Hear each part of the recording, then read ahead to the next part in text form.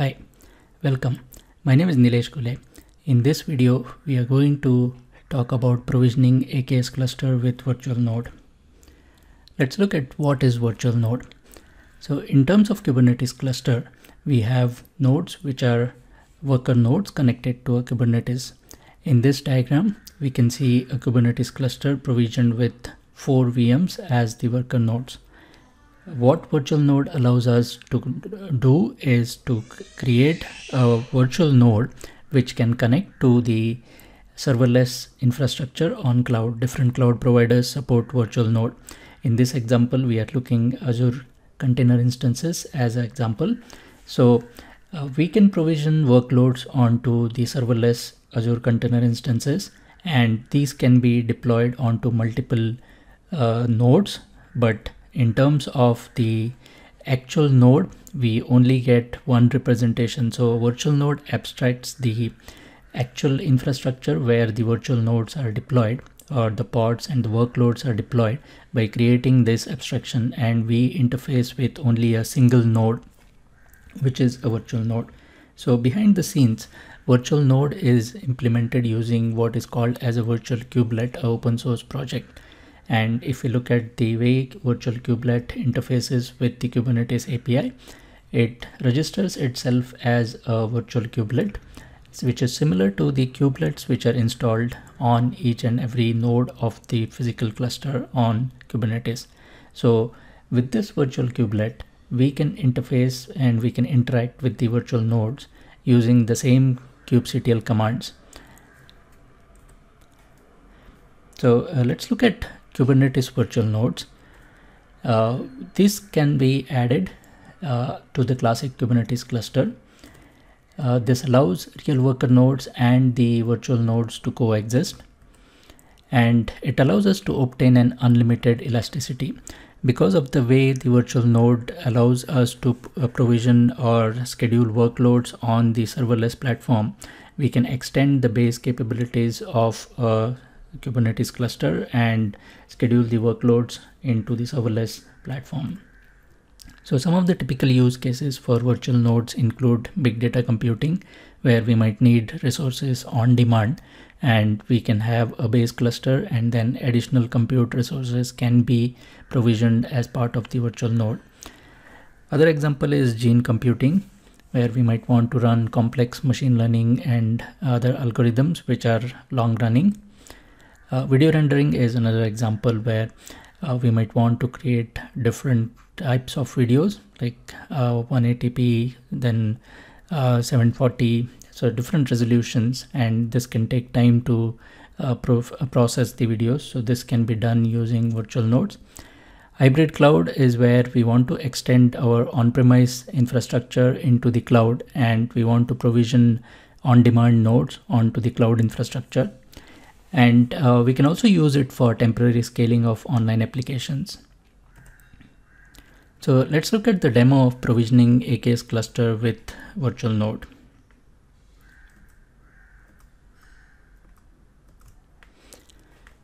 So when we talk about the Azure Kubernetes Service, or AKS, we need the Azure Container Instances provider to be registered.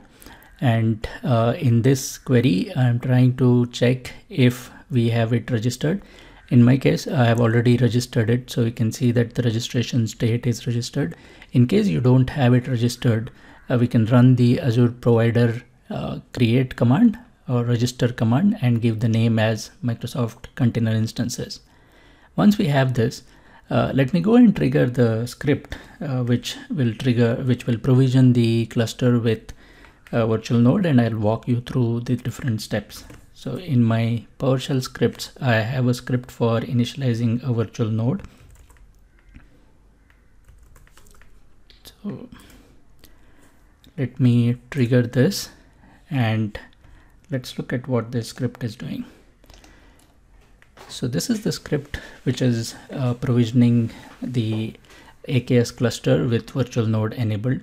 So I have different parameters which the script takes. It starts with the subscription name, and I'm using Microsoft Azure sponsorship subscription, which is linked to my MVP account. The resource group name In this case, I'm naming the resource group as demo AKS vnode RG. The resource group location, Southeast Asia. Cluster name, AKS vnode cluster, and worker node count. So I'm creating this cluster with one worker node, and then it goes through the different steps by starting with creating a subscription or linking the subscription with the account. It sets the subscription as the current subscription. Then it creates a resource group with the resource group name and the resource location that we supplied as the parameter name. In order to create the AKS cluster with virtual node, we need to have certain steps which are different from a normal AKS cluster. One of the steps which is different is we create a virtual network or VNet, and we name this as KEDA VNet, and it has the address prefix as 10.0.0.0/8. We create a subnet inside this named KEDA AKS subnet, and the prefix for this is 10.240.0.0 and /16. So this subnet, it is required to have the resources to be provisioned within this as a normal AKS cluster. And for the virtual node, we create another subnet which is called the KEDA virtual node subnet, and we assign the address prefix as 10.241.0.0/16. When we create the cluster using the Azure portal, there is a service principal which is created by default. This service principal is required to have the rights to manage the resources which are deployed in the VNet. So in our case, since we are creating this using the script or the AZ commands, we can pre-create the service principal and give it the rights which are required. So I'm creating a service principal here using AZ AD-SP create for RBAC command. We give the name as KEDA SP, and we skip the assignment at this point of time. We retrieve the password for this service principal and store it in the password variable, and we also get the app ID for the service principal. So using the SP list command, we get the app ID for that particular service principal. Once we have the password and the app ID, we need to create the resource group or the virtual network in that resource group. So we create a VNet, or we get the VNet ID, and we assign the role. So in terms of role assignment, we run the AZ role assignment create command. We use the app ID and the scope as the VNet, and we assign the contributor role. So now at this point of time, the service principal has a contributor role onto the VNet. We also get the subnet ID for the AKS subnet, and we store it into a variable. And this is where the difference comes when we create a normal cluster and the cluster with AKS cluster with a virtual node. So virtual node, it needs to have the advanced networking enabled. This cluster can be, virtual node can be enabled only on the cluster which has advanced networking. By default, the cluster which is created on AKS has the basic networking. So we start with creating or specifying the network plugin as Azure. We add the CIDR, the address for services, DNS service IP. We provide the Docker bridge address. We provide the subnet ID, which is the AKS subnet ID where this cluster would be created. And these two things are important, specifying the service principal and the client secret, which will be used to associate with this particular cluster. And I'm also enabling the monitoring add-on for this cluster, and we will see in the later videos how we can monitor the cluster which is provisioned. Once we have the cluster provisioned, we need to enable the virtual node add-on onto that cluster. So we do this by running the AZ-AKS enable add-on command, and we specify the resource group name, cluster name. The add-on that we want is the virtual node add-on, and this we are adding into the subnet, which is the KEDA virtual node subnet. Once this is done, the cluster is enabled with the virtual node, and we are ready to deploy workloads onto the virtual node. So as part of the last couple of commands here, I'm just getting the credentials to log into that cluster using the kubectl, and I'm also creating a cluster role binding here. So let's look at the script and script execution to see if it has been completed. So far we went through the creation of resource group, then it created the virtual network or VNet using the address space prefix that we provided. It has also created the subnet for KEDA AKS subnet. This is the base subnet where the Kubernetes cluster would be deploying its workloads. And then we created a subnet for the virtual nodes, and the address prefix is shown here. Then we created the service principal. So I had run this service principal create command beforehand. So it found the existing application instance on the Azure AD with this particular ID.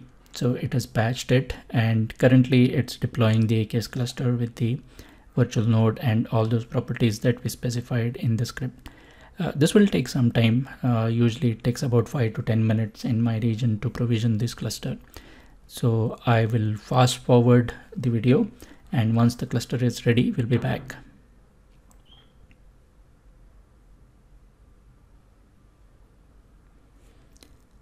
Okay, so we have the cluster created now, and we can see here the AD role propagation has been done, and we have the agent pool and all the other properties for the cluster, and now it's enabling the virtual node add-on for that particular AKS cluster.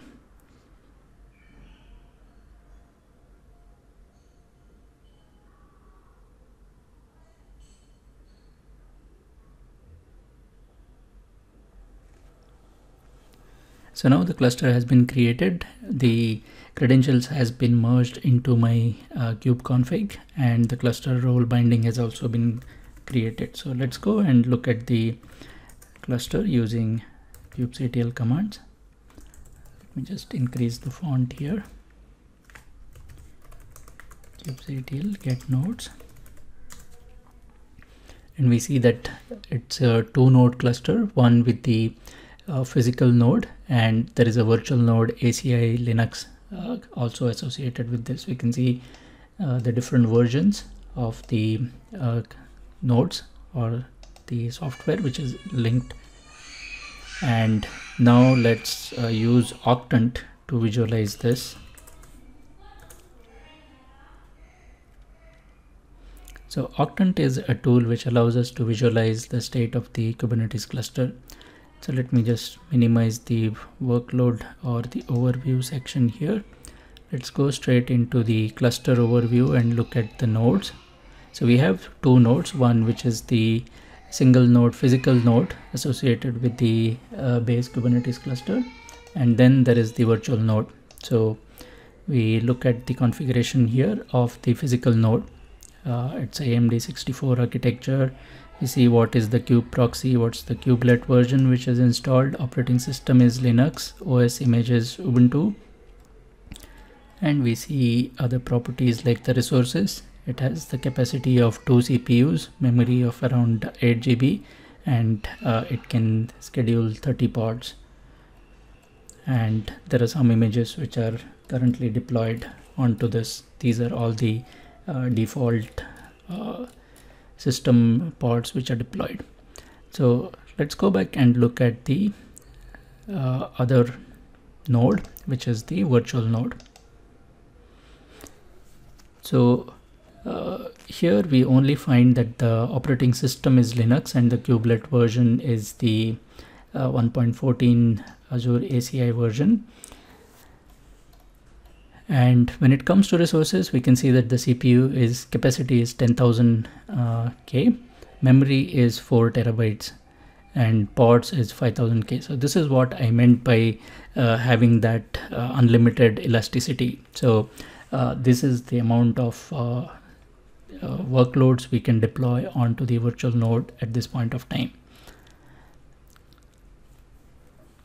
Let's go back and also look at the type. So here we can see that the virtual node is of the type of virtual kubelet, whereas the physical one, I don't see the type property on that.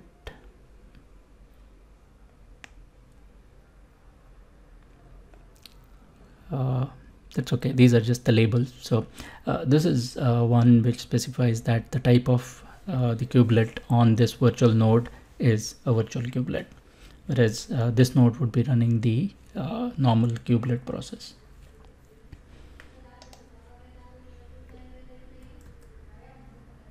So now let's go back to the presentation.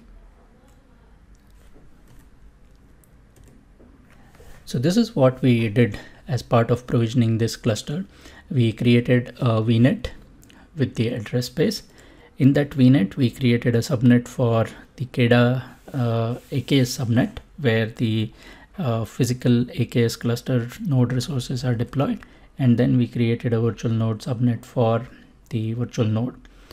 And this also has the KEDA service principal, or a service principal which has the rights to manage the resources on the VNet, and this is associated at the VNet level.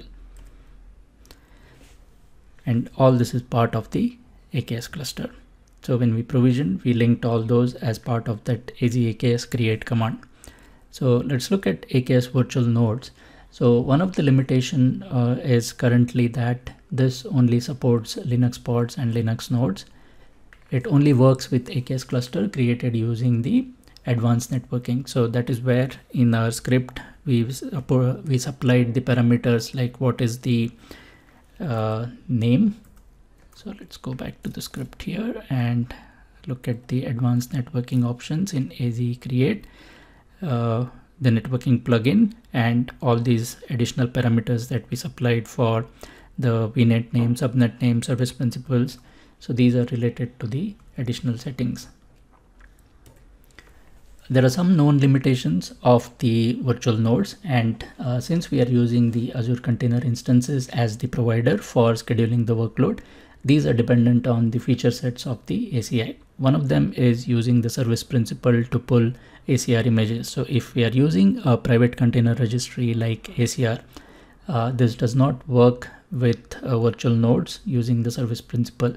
There is a workaround for this, and in the future videos we will see how to use that workaround to pull images using service principal.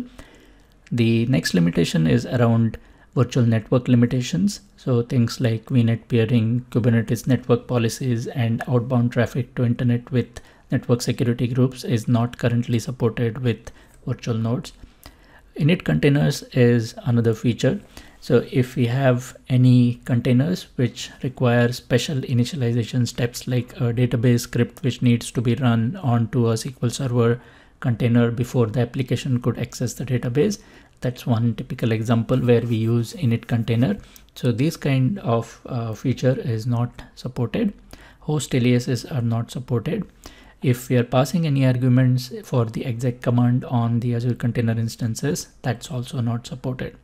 And daemon sets as well. So daemon set is like a daemon running on each node, and since we don't know where exactly the workload is getting scheduled on ACI, it's difficult to run a daemon set. This doesn't get deployed with the pods which are scheduled on virtual node. The good thing is in terms of costing, we pay per second for execution time. So we pay only for the time for which we use the workload, or we schedule the workload onto the virtual nodes. So in summary, what did we do during this video? We created a VNet, a virtual network. We created two subnets, one for the AKS cluster, one for the virtual node. Inside that, we created a service principal. We assigned the contributor rights to the service principal on the VNet. We created AKS cluster by specifying certain policies or properties which are required for the virtual node. This includes the networking plugin as Azure, specifying the DNS service IP, Docker bridge address, the subnet ID of the AKS, and the service principal and the secret. And finally, we enabled the virtual node add-on. So this is what links the virtual node subnet to the AKS cluster. So that brings me to the end of this demo. If you are interested in connecting with me on any of the social media sites, these are the links where you can connect. So thank you for watching this video, and if you like, please hit the like button, subscribe to the channel, and please share it with your friends. Thank you once again for watching.